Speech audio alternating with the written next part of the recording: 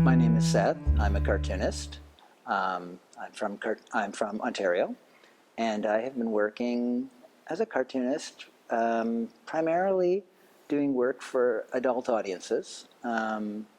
People tend to think of cartooning as being something that's aimed at children or part of the pop culture, but I started working in the 1980s during a time when a handful of cartoonists across the world were starting to use the medium to tell adult stories and to, I suppose, try and write more in the way that traditional literature writers write.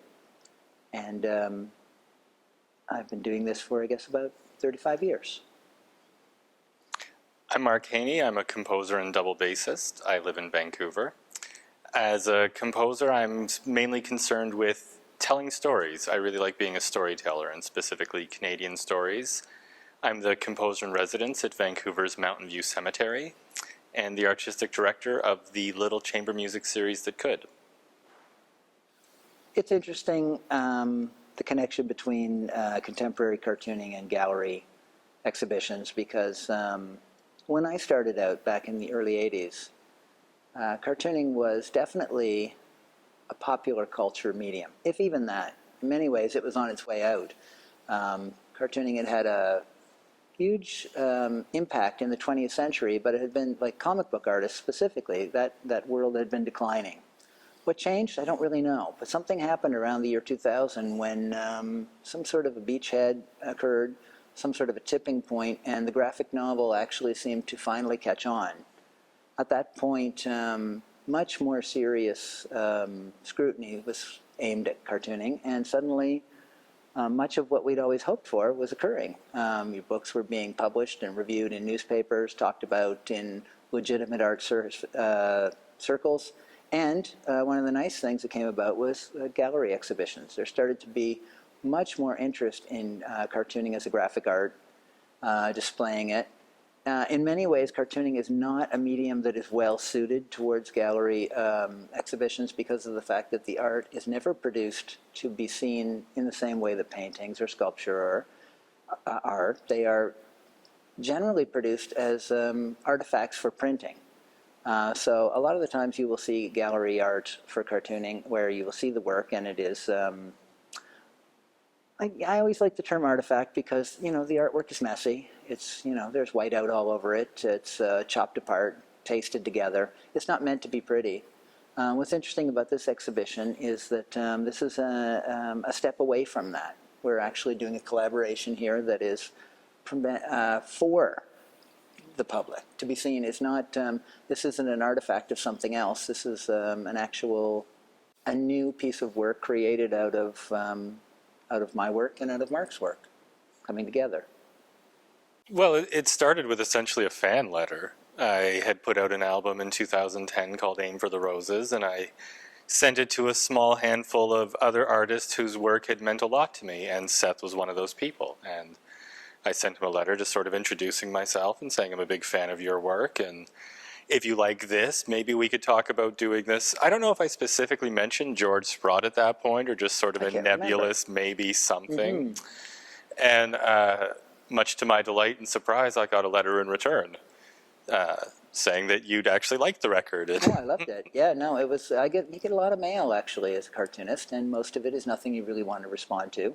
That's mean, but the truth is, you get a lot of people's fanzines and amateur cartooning, people starting out, they want approval or feedback or whatever. It's not rare that I receive another piece of work in the mail that is real art, that's not from another cartoonist. And it was inspiring art and exciting, the idea of working with somebody a little more highbrow, somebody who's doing something, that's not coming out of the pop culture, although you're not unfamiliar with the pop culture. Not at all. You're not like some sort of a, high culture snob or anything.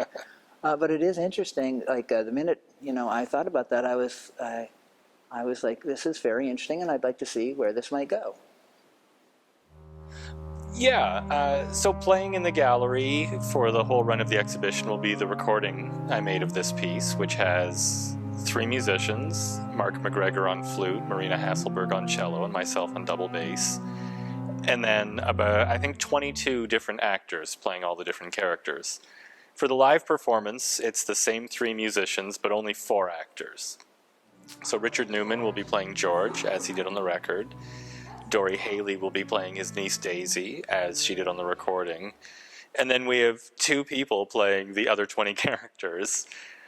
So we have a narrator who will also be playing all the female characters, and then we have a male actor playing, I think, a dozen different parts. And costumes by Diane Park help to tie it all into this world together. So it's going to be, I think, a really unique presentation. It's got the flavor of an old radio play, but it's not exactly that. And I don't know, I'm hoping we cast a spell with the sound and the performances. Yeah, I think I settled on George Sprott, mainly because it was populated by so many characters, and I thought, oh, that would be fun to bring to life. You know, as well as the gallery show, this is also a recording project. And specifically on the recording, I was thinking like, oh, that'd be fun to have 20-odd people all bringing these different characters to life. And it also appealed to me the way George's story is told, sort of in little episodes is maybe a good word. Yep, absolutely. And realizing how that could translate musically. So that's kind of where I ended up on that graphic novel. And then from there, for me, the biggest challenge, your work, one of the things I've always loved about it is through deceptively simple and clean lines, you convey deep emotion.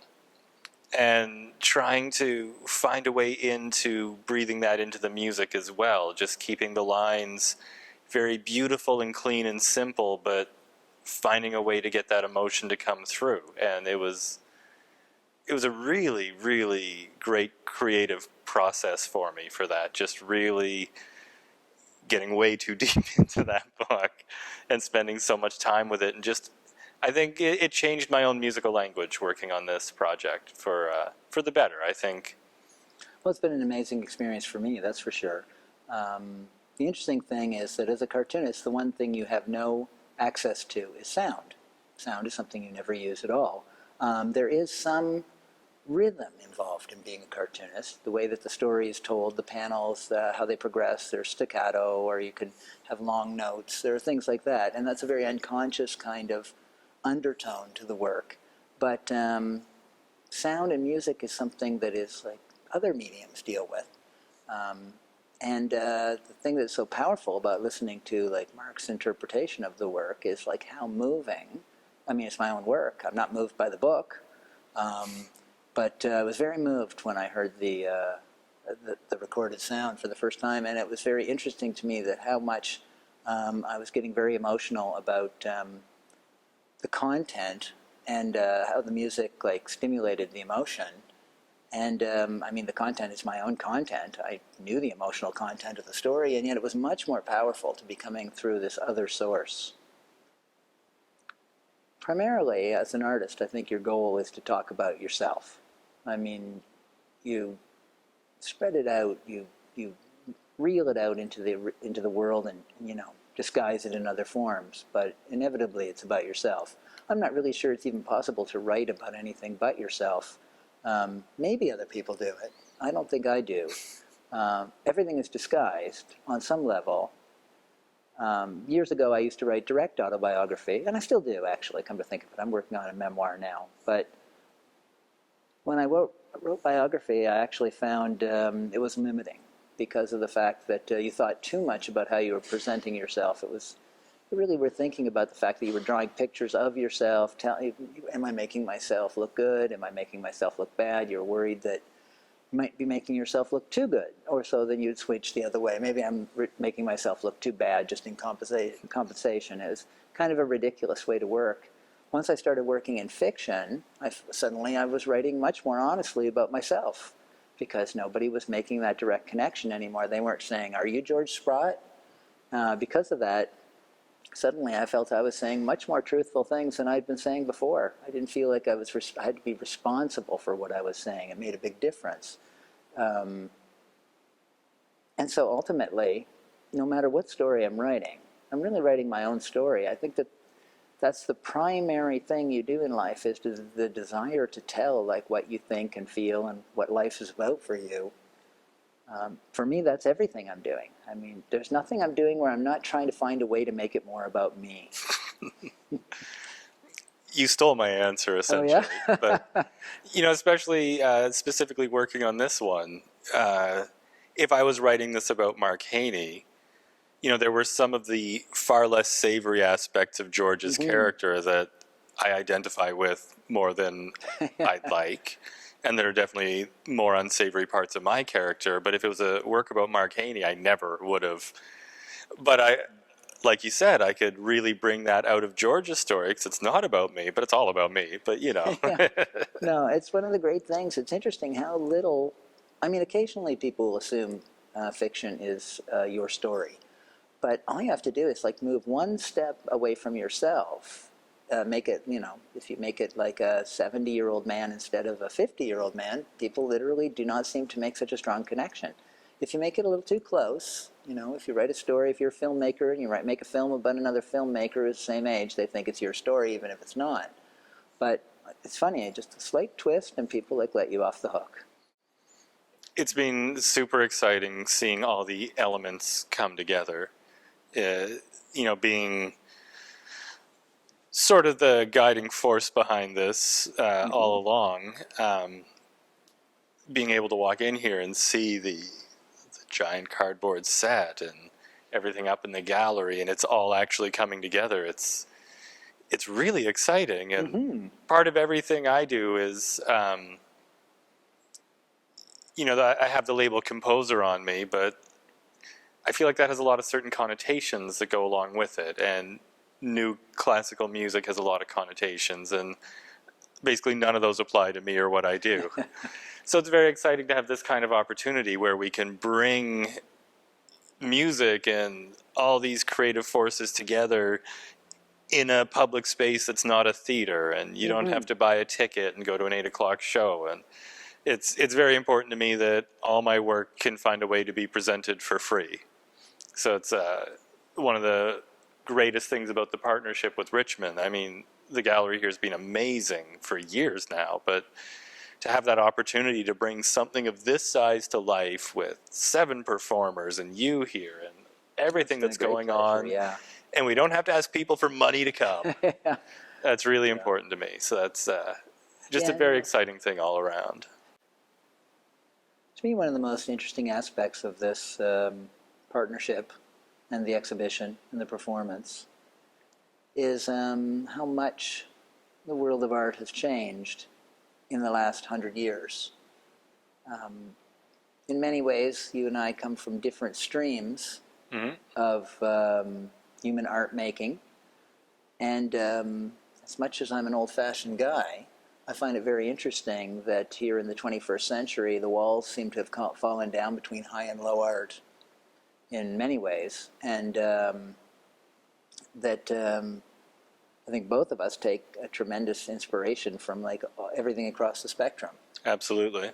And I do think that is one of the aspects that when people come here, they will see that this is a combination of about 12 different kinds of art, really. Absolutely. That somehow come together into one experience.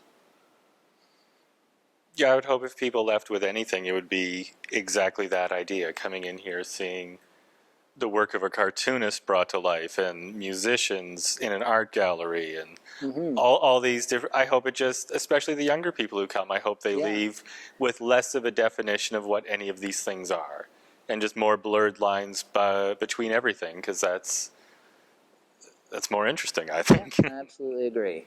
Yeah.